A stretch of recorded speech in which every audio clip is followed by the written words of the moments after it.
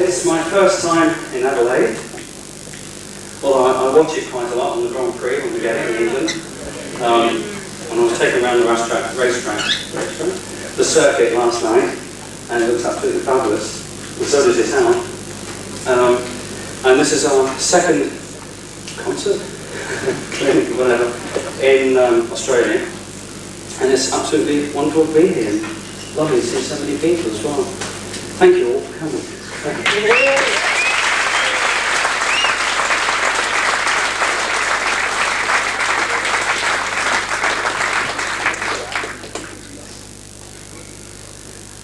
Okay, you've heard what I can do, now what can you do?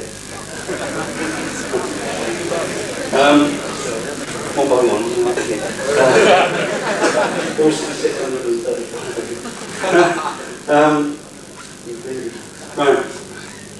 Okay, well, really, rather than me amble on about loads of things, I think it's much better if you ask me some questions, and then I'll do my best to answer them, really. What was it like working with Pete Townsend? What was it like working with Pete Townsend? Very pleasurable. Yes, we've done quite a few projects together.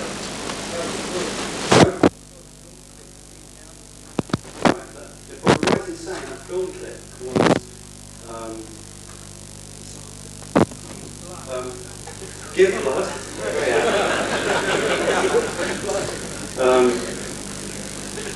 And well, that was the White City album, but before that we did two before that, All Cowboys of Chinese Eyes, something like that, and Empty Glass. And that was first recorded in 1979, so it's going back quite a bit. Yes, in fact, we've just started a new album. I played a bit of drums on it, but mostly I've been programming a synth. And what we've done, we've taken this funny drum kit here and sampled it all into the synth. But when I say sample, we've done it in a very special way. We've done an awful lot of samples so we can get all the dynamics of the drum kit. I was a bit dubious at first, but he insisted on that we must do the album on a synth. And I'm saying it does sound very good, but it won't be out for a long time. So it's the Who 25th anniversary this year, so we'll get put back a bit. Apart from yourself, do you know John Bonham and Nick Page? What, apart from knowing myself? Yeah. I never knew Bonzo, John Bonham, because sadly he died before I could meet him. Yes. What do you think of Neil Peart as a player? Neil Peart? What do I think of Neil Peart as a player? Well, I'm not really, I've never seen him play. So I've heard him on record, it sounds great on record, but I'd like to see the guy play, so I can't really say. Yes? Apart from the live album, did you do any other work with 801? I shall repeat these questions so you can hear. Apart from the live album, did I do any other albums with a group called 801, which had Brian Eno and Phil Manzanero? That was the only live album and the only band album we did. We did two more after that, two studio albums, but they were really more Phil Manzanero's solo album. It was like Phil Manzanero and 801. And we haven't done anything ever since. But funny enough, I talked to him, I think it was last year, and we sort of vaguely threatened to get together again. It's just time, it's just me out here and he's somewhere else, getting together all at the same time. Question you there? Yes? So I meant to get to work with Jeff Beck and later on Pete Townsend. How do I get to work with Jeff Beck? Later on Pete Townsend? I don't know. I mean, you get to meet musicians because you play a certain way. So you turn up, you get asked to do an album, or you get asked to do a bit of an album. And on that session might be a musician who is working with another guy who's working with somebody else, and slowly it just gets round. These people like Jeff and Pete, at certain stages in their lives, are often looking for new players, you know. And it's just as the two meet, really. He says, oh, look for a drummer. And Max Middleton say, I'm playing the horse. Oh, what about Simon? Yeah. And then you go and you meet him. The first time I met Jeff, he had all over his hands because he likes to work with his car. Hello, Jeff. And then he picks up the guitar, which is great. If you play his guitars, you get really dirty if you wash your hands. That's that last Chevy you just drained. And that's what happened. We just sat down and we played, and from there on, 1978 onwards, we're still playing together occasionally, just not uncovered. You know. Pete Alexander saying, you know, Dave Gilmore, Jimmy Page, or whoever. You know. It's an ongoing situation. What was Michael Schenker like to work with? What was Michael Schenker like to work with? Well, when I worked with him, he was great. He was very together. It was a good, fun album that we did. It was only now. I couldn't do the tour because I was already with Jeff who was there still. And we had a great time. We spent like 3 weeks doing the album, I think. And he was a very funny man. He was lovely. So good fun for me, you know. I didn't put up with 3 weeks of it. This is often the case if you're doing an album.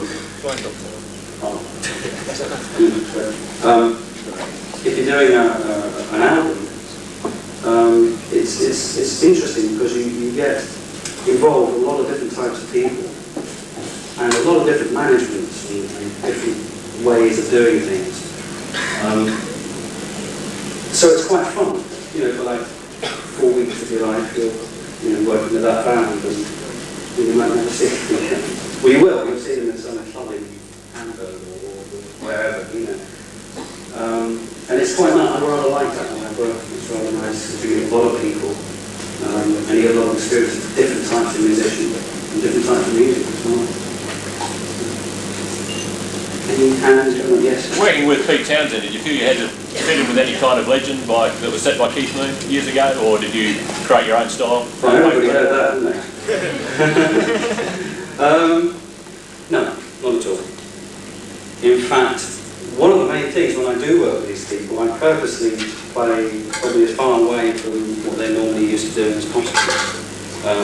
Because what I like to try and do is bring to them a new way of playing. That's one of the reasons they would ask me to do it in the first place, because they spent all their life playing with so-and-so, and they want to have a new injection, they want to have a different type of playing, so there's no point in trying to play like you know, the band players. And that's what they get off on. You know, they've just spent 9 months on the road, and now they're doing their solo album, and it's nice to get, you know, different people to play. So no, not at all. Yes? When did I start drumming? Well, I started hitting things when I was about sort of 3. That's what I was told. Yeah, dustbins, you know, kindling, the lighting fires, and things. And it just went from there, really. And then my mother brought me a drum, a toy drum, I think. It didn't last as very long. And then, you know, that went in the dust, and then something else came on. Just slowly, this drum kit sort of grew and appeared, you know. As I grew, it grew, you know, sort of thing. So we played for a long time. Yeah. I always such a huge kit used. I always use such a huge. Yes.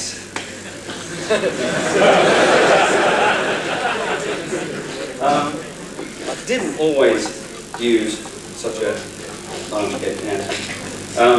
It sort of, you know, it grew like most people's drum kits. You don't go out and buy, oh, I like that one, I like that. You know. Usually can't afford it anyway. But no, I started on a normal drum kit. Really, what could we get rid of that pain? There's a normal, you know, 4-drum jazz kit, and then slowly, you know, 1 floor tom got added, then another rack tom, and then bass drum, simple, you know, it all grew. Until it grew into something like this. I'm playing this sort of kit now,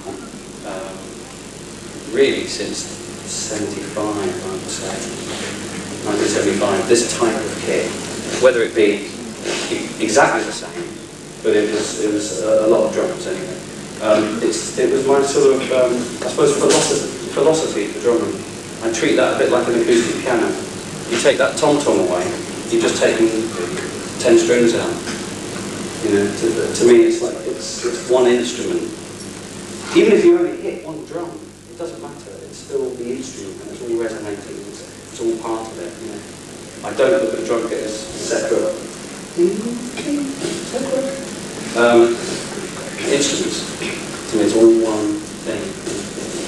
And, you know, to some engineers' dismay, I do turn up to the odd studio. Well, I always turn up to the old studio with one of these. And some of them are used to it, because they know it, but people who don't know about it, they do get a little bit, you know. Can everybody hear me on this microphone? No? Should we go to this? No. Let's get rid of technology.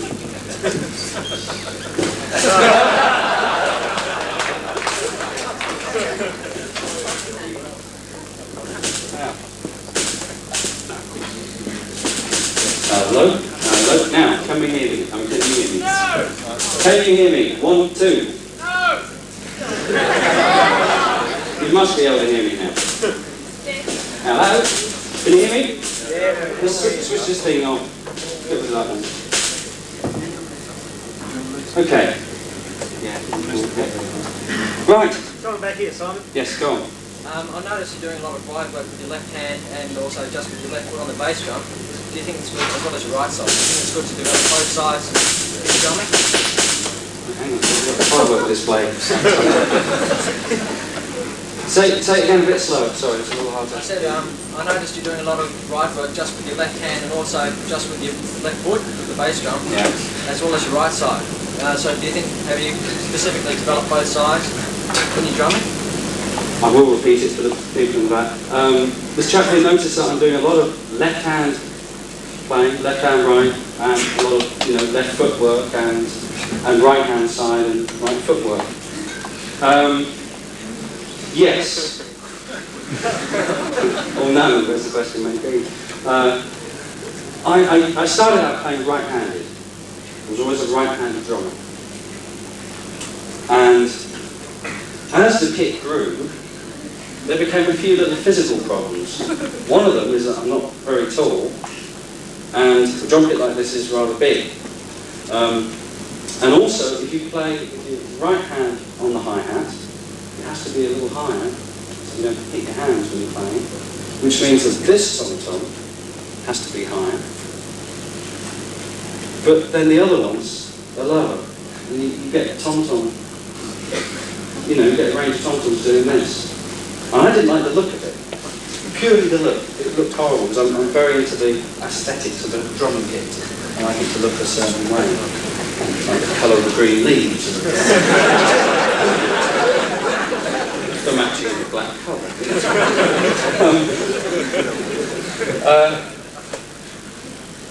So that was really, I suddenly had this thought, well, if I could play the hi-hat with my left hand, the hi-hat could then go down. And so could this tom-tom, and I'd have a lovely array for tom-toms.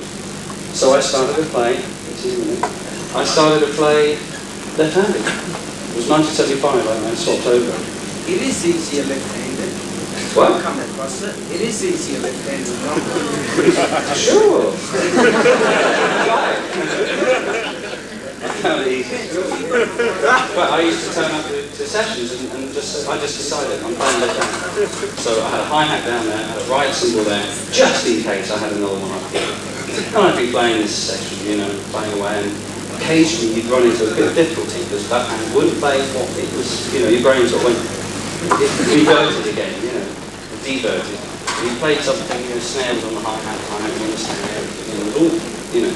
We kept time, of course, and we just carried on playing. Go into the control room, producer centre. Yeah, it sounded really good. Wasn't there funny drum fill in the middle of that. I said, where was that? Oh, I think it was going to the last chorus. So listen, you know, we listened to it, and it actually sounded quite cool. You know, I said, that sounds great. Oh, all right. Right, next song, you know. And this used to happen a lot. Until slowly, you know, the left hand got used to being the leader, really. And after about a year of doing that, I couldn't play right-handed again. It was really strange to put that up onto a cymbal and hit the snare with this hand. So now I purposely put cymbals up there so I hit, you know. And now it's pretty out of date. But that's just the style. Again, with this type of kit, you want to be as open as you can because you've got drums all around. If you play, you know, a little 5-drum kit and you play orthodox script, it doesn't matter. If you play well and you enjoy it, then you stick to that. You know, don't try. You know, it does take a long time, and it'll take a year out of your playing. You know, your playing will not progress; it goes backwards. But then something else happens. So it depends on your whole sort of attitude. Yes. Who taught you how to play? Hey, who taught me how to play? Well, I really taught myself. Really, I played to records. I would just go out and buy my favourite records, put it on, and not only play, I'd even tune the drum kit. Like this one, the little one I had. I'd try and tune it so it sounded the same as the record. I didn't realise that microphones did funny things to it, you know, what engineers do, producers. But to me, that was part of the thing. Before I could play that record, I couldn't play it for the sound I've got now. I've got to change the drum kit to it. And that's how I learned to play. My father was a Dixieland dance band leader, so I was very fortunate to have, you know, he knew how a band should sound, he knew how drummers should sound. So there was a lot of discipline there. But basically, it was self-taught. Yeah. How long did it take you to save up for this? Come into my office. How long did it take me to save up to buy this?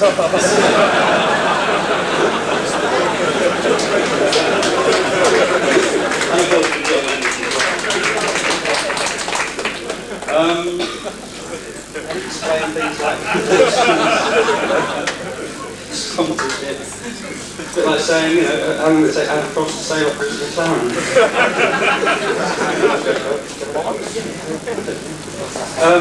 No, unfortunately it's not. You know, it's very embarrassing. Let's put it like this. Thank you very much. $2, this is going to be that's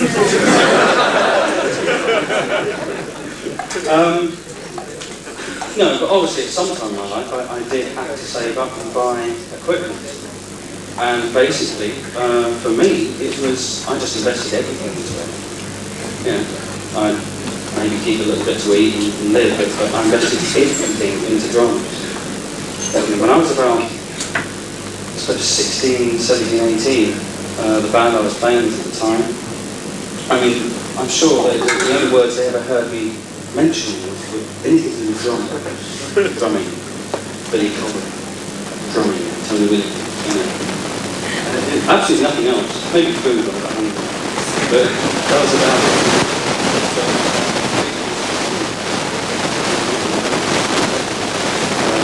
But obviously, yeah.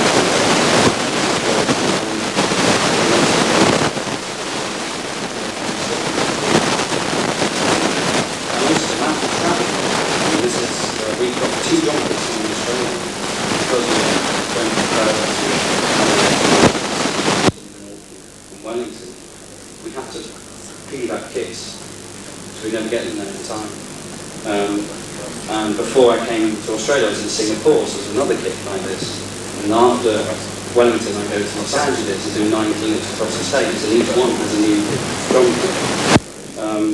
But it's all part of it's a very well-planned Japanese method.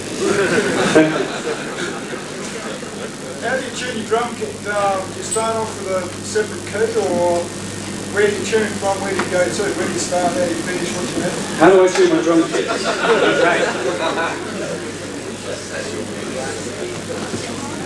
Right. Tighten it up, I stand on it. stretch it. Really make sure it's stretched. I get the lowest note out of it without loads of wrinkles. And then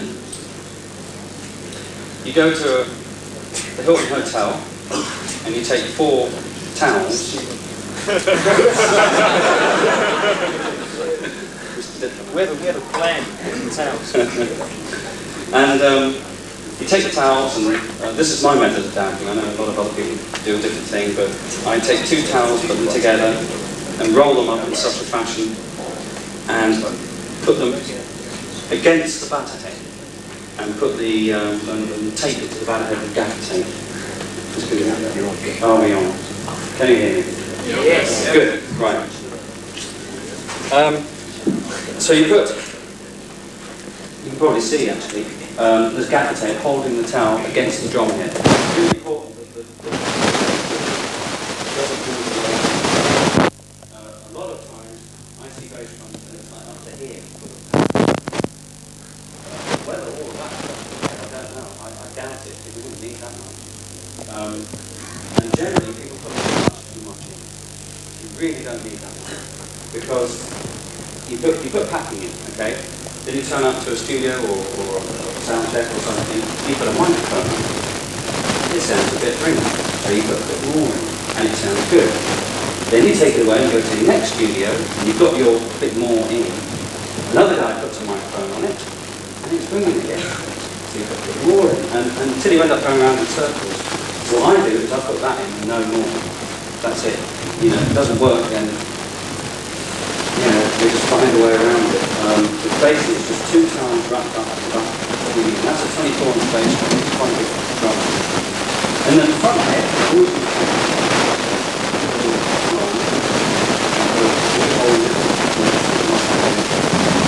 that's also tuned fairly loose.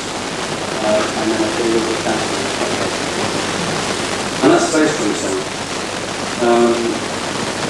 The way this drum kit's tuned today, exactly how I'd have it, whether it be a 48,000-seater arena, or whether it be a studio. No changes. I just take the same sound, exactly the same sort of mic. What you see here is a typical studio type mic. If it were a live gig or a large concert hall, there would be more overheads and they would be closer to the center. Because 9 times out of 10 there's a very loud guitarist just here, and a very loud bass player over there. And of course they all end up in there. The tom-toms, tune it fairly tight. Again, you know, put a lot of weight in the stand, and you won't go through it. Stretch the head, it's really important. Turn it over, put the bottom head on, do exactly the same, and tune the top and the bottom head exactly the same. Okay, so it's the same note. The reason I do that is because I've got 7 tom-toms.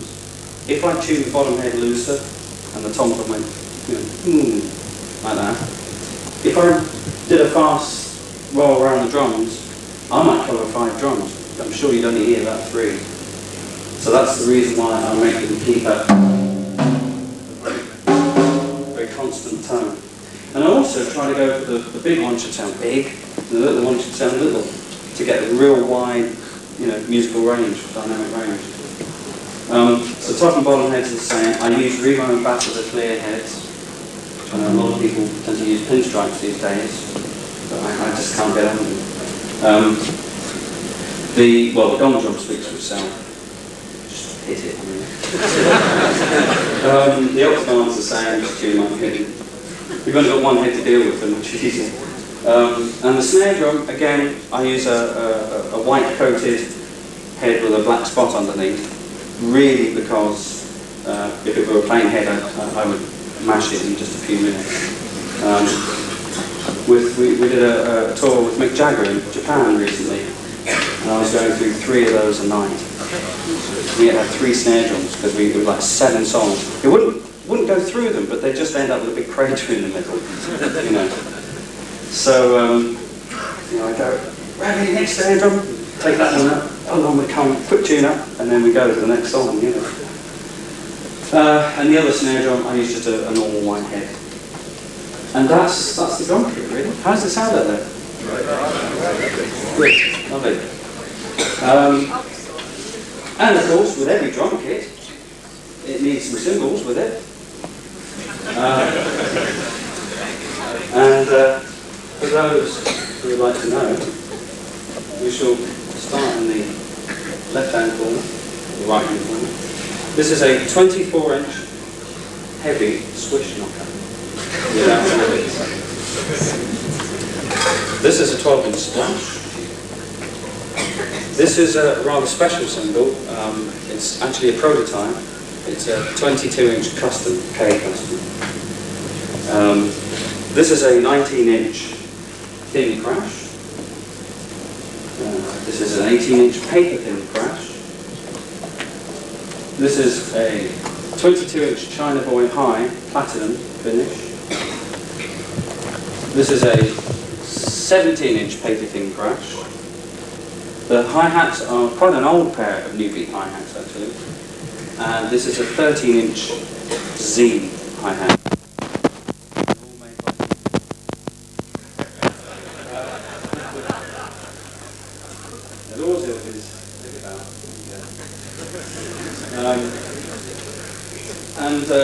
I mean, you know, the cymbals are a very sort of characterful part of a drummer.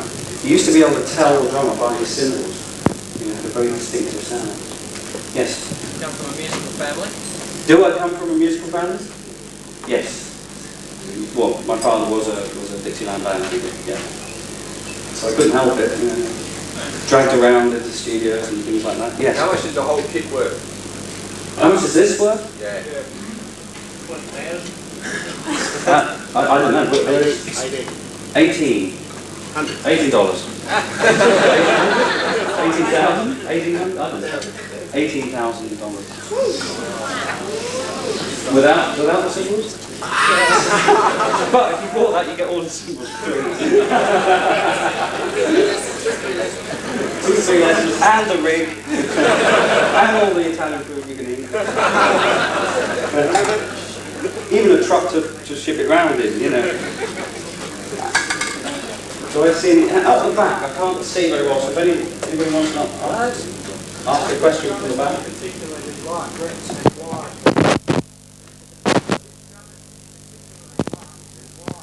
Which drummers do I particularly like? And why? Okay, well, this high. People like Louis Bell, a little bit taller, I think Brady Tate, Jones, Keith Moon, Bobby Collenby, Buzz Lightyear, Danny Seraphin from Chicago.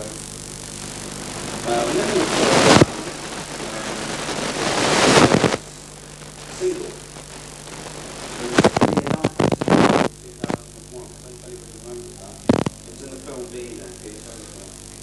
And I told you, I used to play records, and usually I'd get and this particular one had a very roll. I listened to it. I sat down, and of course I couldn't get anywhere near it. The drummer on that was Billy Collins. And then of course I was a great fan of Billy, great fan of Lenny White, and a lot of those American drummers, Stevie Gadd, all sorts of players. Now I tend to find myself liking any drama, but for a specific thing. I might just hear something on the radio or hear a track. I think, that's really nice. What the drummer's doing there is fabulous. I don't know who it is, and try and find out who it is. I think it just depends what the sound is like, you're playing, or the song it is. But those were the sort of main drummers for me tonight. Yes?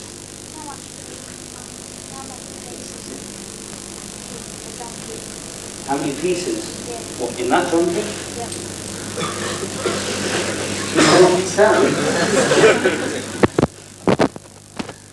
You have mine. 7 tons. 1 gold, 2 hurricanes, 2 snares, and a few cymbals. Yes, at the back. Yes, I did play on small groups. Did he? Words with him. I'm sure there was an inner sleeve or something. Maybe they didn't. It's a bit mean, isn't it? No, I did play on small groups day, yes. Any questions at the back? It's a little hard to see from here. And if you want me to play any little bits, yes, right at the back. What are some of the more recent albums you've played on? Some of the more recent albums, the most recent album I played on was Mick Jagger's Primitive Cool.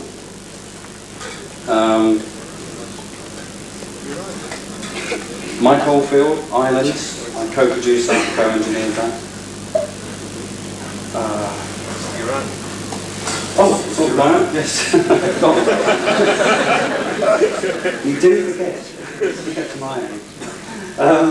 42, you do forget. The last thing I did was in fact my own CD, which I think you just heard. Before that, I can't remember. The trouble is, these days, I've been doing quite a lot of live work with Mick all this year. We were rehearsing in New York, January and February. March we went to Japan to do the tour. Went back to England, went straight into the CD, had a couple of weeks off and then came out here. So, this year there's probably been not a lot of chance. When I go back, I think in July I'm doing some more with Gary Moore. I'm going to do another album today. Should be quite fun. How many drummers here today? Mr. Brent McIver of Southern Image. Good. How many bass players? Yeah. How many guitarists? Right. Singers? Yeah. French horn players? Yeah. Keys? Keyboard players? Computer operators? Racing drivers? Tavern chefs? Yes. How many sticks would you go through for a concert? It sounds like 3 syllables.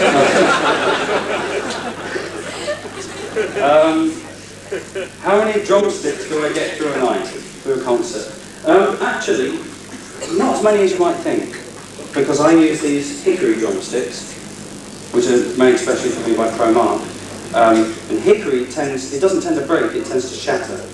So you have to throw it away because basically it's losing weight actually, bits are flying off it, so it's getting lighter. Occasionally you do break it, and the hickory ones can break in the most strange place. I have one that broke here. I was left with this much. and you couldn't even throw it away because there wasn't enough weight to throw it. It's stuck. But generally, I think we get through about, with Mick, it was heavy going, so maybe I'd throw 2 or 3 away a night. So 3 pairs. Do you reckon you hit as hard as Peter Hurst? Rob Hurst, I mean. As who? Rob Hurst. No, I would doubt it. I'm sorry. I really don't know. We haven't had any questions. We have one question from a lady, a young lady down here. Slightly older ladies? Any questions, anyone?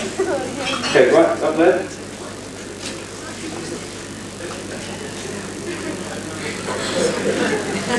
Is it film? Is it? I want to ask about your practice time.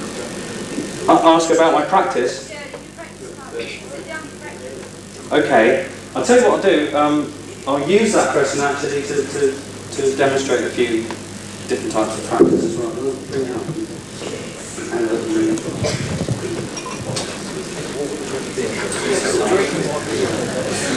Yeah, these guys too hard.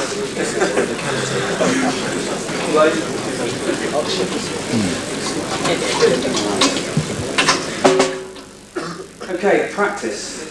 Well, see what I mean about them getting a bit blistered up here. Okay, practicing. Now, It's very difficult when you're on the road to practice. When you turn up for a sound check, you do your sound check. The last thing that anybody on stage wants to hear, the crew, sound engineers, is you do a drum solo. Because once you've done your sound check, it's the bass player's turn. So you have to get on, go into the pub or canteen, you know, where the food is, and backstage area. So it's very hard to practice on tour. But I mean, you get plenty of practice in the evening anyway. So the only time you really get is when you get a pair of sticks and you're in a hotel room and you have to make do with the bed or the sofa or the table. Backstage, the band might get a bit annoyed to hear this all the time. They get a bit, you know, driving us mad. So I tend not to do that because I'm very conscious about practicing in front of other band members. I'm actually very conscious about playing a drum solo. So when we get to the drum solo, when we're rehearsing, I don't do one. I sort of go, okay, let's go on. And they say, oh, what about drum solo? I'll do it when there's an audience. You know, I don't want to bore you now, you know. Because I'm very conscious about boring people with a drum solo. I think it's very easy to do, you know. So, practice, well, I do tend to do this mostly on a sort of sofa in the hotel room. What do you practice? Well, that's a good thing. How do you warm up? Well, what I do is I take a series of what we call drum rudiments. Some of you obviously are going to know these very well. Some of you won't. I'll try and explain a little what they are. You know, every instrument has a basic rudiment, whether it's a scale, you know, or a drum scale, which is a rudiment. And there are really various types of sticking. You know, it's not all just one hand after another. There might be two hands after another, you know.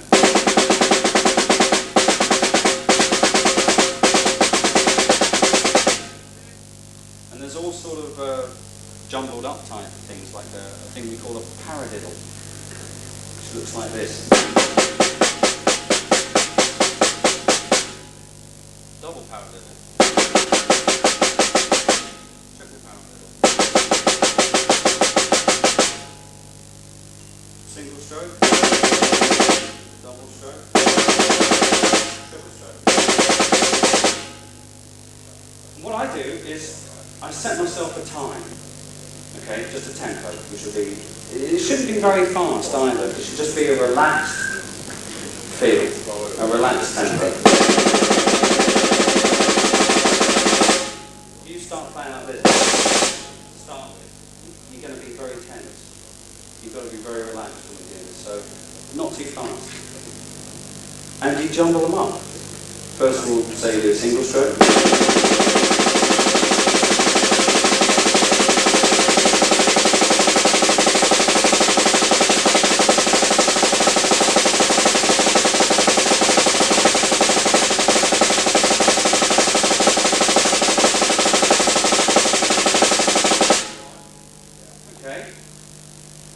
Then what you need to do is just tell your hands basically to play anything of those 6 rudiments, but jumble them all up, but keep the beat exactly the same. Keep it very constant and very even. Here we go.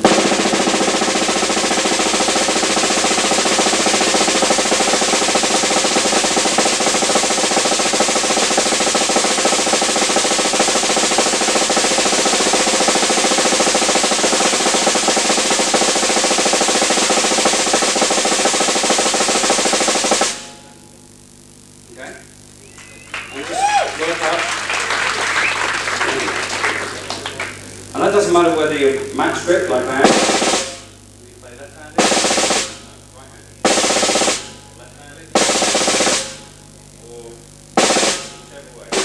You know, it doesn't really matter. It's the same type of thing.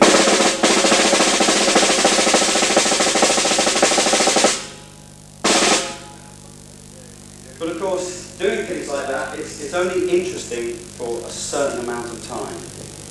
And then it gets really boring. So you have to think of ways to keep yourself interested. That's one of the main things about practice. Obviously these days, when I get home after a tour, do you want a microphone? When you get home from a tour, the last thing you want to see is a drum kit. You know, you've spent like 2 or 3 months out on the road, so you don't obviously get straight home and do practice, and I'm sure certain other people at home wouldn't like you to do that either. So you do tend to, keep away from the drum kit a little bit. So it's a bit of a battle, once it becomes a sort of profession. But obviously when I was younger, I did a lot of practice. Questions? Any? Yes? I'd like to ask you about your personal achievements. How far, someone like yourself, how far do you intend on going? Will you continue to learn? Sorry, can you say that again? Yeah, I'm sort of interested to know about your personal goals and have you reached your personal highest achievement? And if not, how far do you intend on going? Like how far can you go as a musician as well as a drummer? Okay, I'll try and repeat that for people who tune in. How far, well, I'm not going to get this right, but have I achieved my particular goal? Or if not, how far do I want to go? Is that about right? That's the gist of the question, isn't it? Yeah. Well, I think the thing that happens is it happens in stages. When I was younger, obviously, I was big. And then you realise that there are an awful lot of very good drummers around, and a lot of different styles of drumming. And I wanted to be a good soloist and play with lots of different people. Then it's sort of the thing about wanting to be the fastest drummer and whatever. That sort of subsided. I wanted to play with a lot of people. I wanted to play, especially with American bands, people like Stanley Clarke and Anthony Ola and Jan Hammer. Sorry? Have you ever had the urge to learn another instrument besides? I'll come to that. So the thing about working with Stanley and Anthony Ola, well, I did that. So, and then you play that music for a while, and then you start changing again. You start to think, well, your goals keep changing all the time. What happened to me was I did a lot of playing, and then I wanted to do something different. And that's when I started getting into recording and producing. And the last 6 years, I've been doing probably more engineering, more producing than playing. Because that side of it really interests me. And there's still an awful long way to go. There's an awful long way to go with drumming as well. That you'll never stop learning. But you do go in phases. There's a certain phase where you're able to take a lot in. You're able to improve, you're able to keep a goal. And there are times where it stops. And you can't seem to get any further. So you try something else, and that's got a very long way to go. And then after doing that thing for a while, you come back to playing again, and you really enjoy it. I find it happens all the time. I mean, it's funny. When I was 17, I sort of think what I thought then, but it hasn't really changed. I still want to play as well as I can. But now, I like to produce. I like to engineer. Really got into the sound side of things. Mixing desks and lining up tape machines and all those sort of things, which is all very interesting for me, and playing other instruments. I got into programming with PHILLIPS and Synclavier and QX1 stuff, playing a little bit of keyboards and things. A useless guitar player. Rotten singer, yeah, I love some. Rotten singer, awful bass player. But I can sort of get around. On the CD I played all the instruments on that, it's all keyboards, so I sort of get around. I wouldn't say I play keyboards, never use that adjective, but sort of use them, and put them into a sequencer. Yes? Why did you bring the second bass drum in here? When or why? Yeah, when and why? When and why did I bring a second bass drum into the drum kit?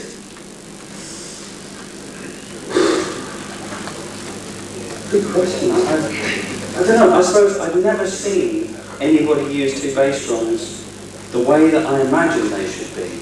I'd seen them in drum catalogues and I thought, oh, that looks good. I'd seen a few people play them and I thought, oh, is that all it does? I was very disappointed actually, you know. I suppose I had this thing about what I thought two bass drums could do until I saw, I think it was Tommy Aldridge playing Black Oak Arkansas a long time ago. And he was like the first person who I went, aha, now he knows what to do with two bass drums. And that was probably in 1974 I added the second bass drum. Why is it you don't use like double kick pedals rather than... Why don't I use one of those double pedals? Oh, the feel of a single pedal on a single bass drum is totally different from two pedals on one bass drum.